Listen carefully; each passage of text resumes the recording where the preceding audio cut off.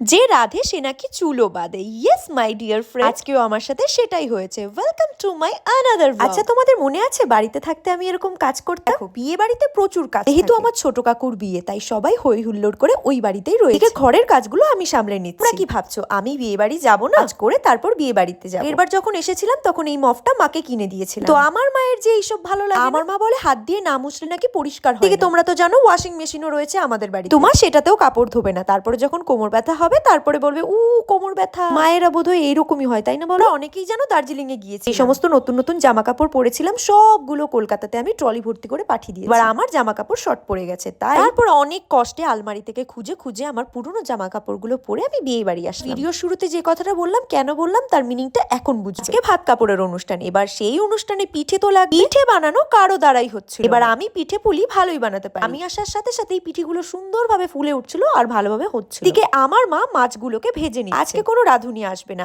আমার নিজের কাকু রান্না করবে। দেখতে পাচ্ছ আমার মালপোয়াগুলো কত সুন্দর করে ফুলছে আর সবাই বাহবা দিচ্ছে। আসলে এই ঐতিহ্যগুলো আমরাই তো ধরে রাখবো, না হলে আমাদের নেক্সট জেনারেশনের মানুষগুলো কি করে বুঝবে, কি করে শিখবে? এবার কথা বলতে বলতে দেখো থালাটা সুন্দর করে সাজিয়ে দিয়েছে। এটা হলো আগের বানানো পিঠে আর এটা হলো আমার বানানো পিঠে, কোনটা ভালো?